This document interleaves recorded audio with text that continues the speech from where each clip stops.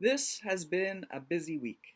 Last week, the government deposited a global proposal, which was quite similar to the one they deposited in December of 2019. And on the same day, QPAT was asked to meet with the Minister of Education to discuss two scenarios for the reopening of schools in the fall: a 100 student return or a 50% student return. QPAT insisted on clear directives and consistency, and one of the issues since March 13th has been inconsistency across the province. It's important that every student in Quebec receive the same quality public education. All subjects should be taught and curriculum should be reviewed to determine the essentials, and teachers should be part of the process.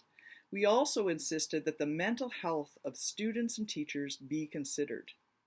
Teachers that are already in the classroom are finding the return mentally and physically exhausting.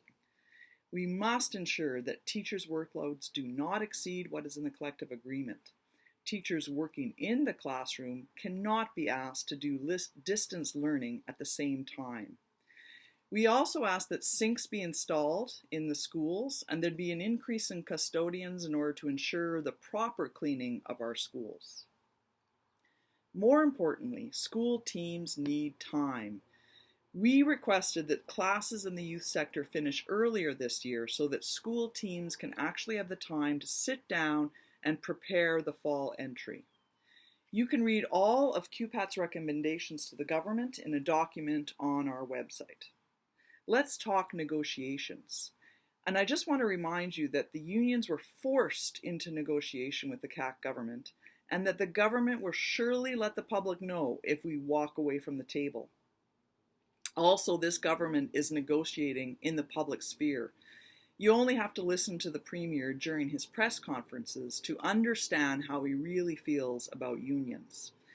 Let's take a look at the government proposal. First of all, the document is labeled as an agreement in principle. An agreement in principle is an agreement between two parties. So it's important to clarify that this is not an agreement in principle. This is a government proposal. Here are some of the highlights. It would be a 3-year agreement, a 5% salary increase over those 3 years, a $1,000 premium in the first year for teachers who have been at the top of their salary scale for at least 1 year as of March 31st, 2020. These salary increases were the same ones proposed in December. Something new, a $600 premium in the second year for all teachers. The first 6 steps of the salary scale have been increased. No other steps have been modified. This is not the decrease in steps which the government has alluded to. Quebec teachers are the least paid in Canada, and these salary increases will not change this. Then the proposal has been broken down into 3 categories. The first category is teacher workload. Breaking apart the workload and putting it into 2 parts. The workload in the presence of students, teaching, remediation, supervision, and assigned time. Work of a personal nature seems to be removed. Maintain the 32 hours of presence time. However, the teacher's work week would be based on a 40-hour week. I think I found the work of a personal nature. Maintain the average teaching time for all sectors. However, increase the workload in the presence of students by 1 hour at the high school level. This section is unacceptable.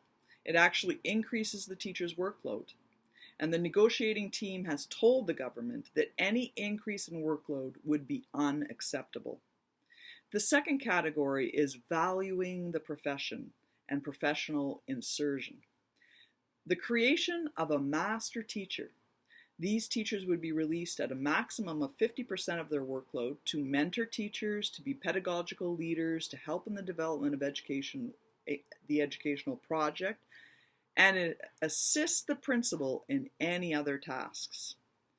The master teacher would receive a 5% increase in salary on the released portion of their workload, so a maximum of 2.5%.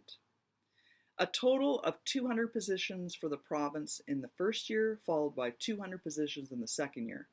That's only 32 full-time positions in the English sector across the province. Presently in our collective agreement, we have the possibility to have department heads, and for a long time this has not been used. Shouldn't we be releasing teachers to help other teachers and not creating a mini administrative job? And who would be considered as a master teacher? The third category is stability and class composition. Teachers working in schools in disadvantaged areas, which are ranked 9 or 10, would receive a premium of 5% after 3 consecutive full-time years. After 7 years, they would receive a premium of 7%. A premium is non-pensionable. There's nothing here to help class composition. QPAT, the FSC, and the FAE have rejected this proposal. If you wish to read the government proposal in its entirety, it can be found on our website. I wish you a fabulous weekend and thank you for all the work that you do.